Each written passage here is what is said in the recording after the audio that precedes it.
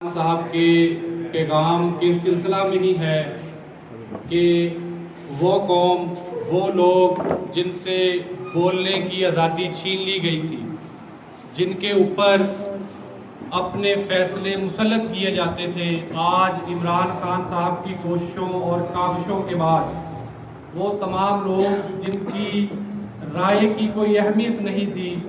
آج الحمدللہ وہ تمام لوگ اپنی رائے کا اظہار بھی کر رہے ہیں۔ چاہے ہمارے آزادی اظہار رائے کے اوپر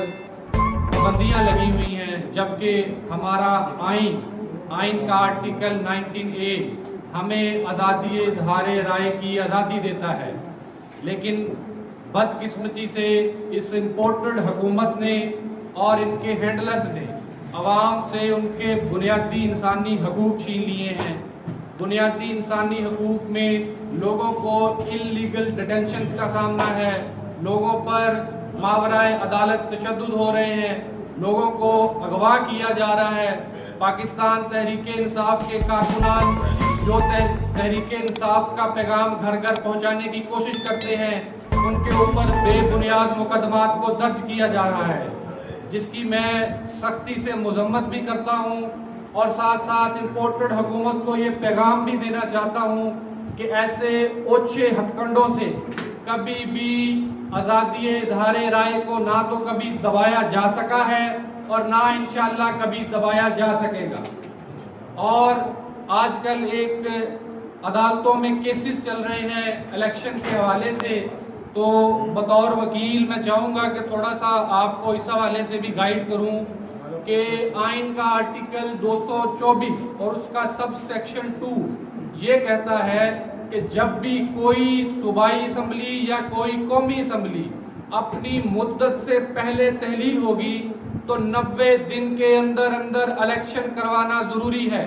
اور وہ الیکشن کسی حکومت نے نہیں کروانا ہوتا، وہ الیکشن کمیشن آف پاکستان نے کروانا ہوتا ہے۔ بدقسمتی سے امپورٹڈ حکومت نے، الیکشن کمیشن نے مل جل کر یہ کوشش کی ہے کسی طریقے سے آئین پاکستان کو پامال کرتے ہوئے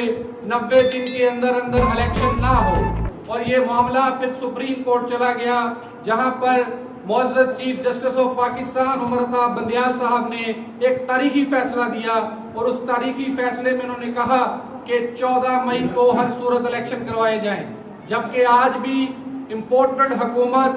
اور election commission of Pakistan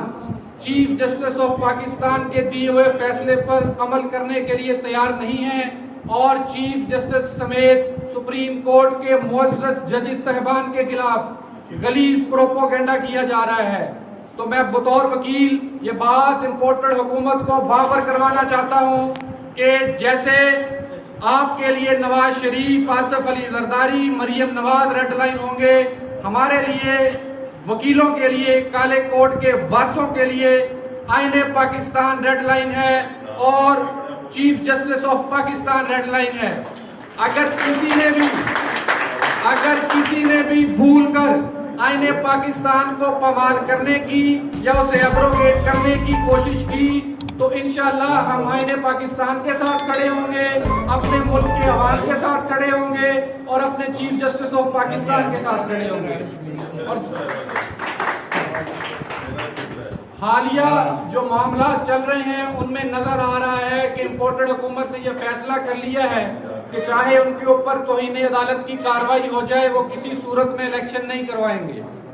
14 May election کی ڈیٹ تھی، لیکن ابھی تک امپورٹڈ حکومت نے الیکشن کمیشن آف پاکستان کو نہ تو فنڈز جاری کیے ہیں اور نہ ہی کسی قسم کا کوئی سیکیورٹی پلان دیا ہے، جس کے بعد یہ جو نگران حکومت کا سیٹ اپ، جب اسمبلیاں تحلیل ہو جاتی ہے تو نگران حکومتوں کا سیٹ اپ آتا ہے جن کا صرف ایک کام ہوتا ہے کہ انہوں نے متعلقہ صوبے یا وفاق میں صاف اور شفاف انتخابات کو یقینی بنانا ہوتا ہے، اور ان کی آئینی حیثیت صرف اور صرف 90 دن کی ہوتی ہے۔ بدقسمتی سے 90 دن گزر چکے ہیں، اور اس وقت جو نگران وزیر اعلیٰ اور کیبنٹ بیٹھی ہوئی ہے وہ غیر قانونی اور غیر آئینی طور پر بیٹھی ہوئی ہے۔ ان کا کسی بھی قسم کا فیصلہ ان کو توہین عدالت کے ساتھ ساتھ غداری کے مقدمات کی طرف لے کے جا سکتا ہے۔ میری ارباب اختیار سے یہ گزارش ہے کہ آپ ہوش کے ناخن لیں. اسمبلی سے پہلے ووٹ آف کانفیڈنس لیا گیا تھا, اس کے بعد ہی اسمبلی ٹوٹی تھی. اس کا مطلب یہ ہے کہ اسمبلی کے اوپر پنجاب کی اکثریت کی جو عوام ہے اس کا اعتماد تھا اور پھر اسمبلی ٹوٹی تھی. اور پنجاب کے اور کے پی کے لوگ یہ چاہتے ہیں کہ صاف اور شفاف انتخابات کو یقینی بنایا جائے. میں چیف جسٹس آف پاکستان سے بھی گزارش کرتا ہوں کہ وہ بالکل اپنے آپ کو تنہا نہ سمجھیں. ہم بالکل چٹان کی طرح ان کے ساتھ کھڑے ہیں اور انشاءاللہ آئین پاکستان کا دفاع کریں گے.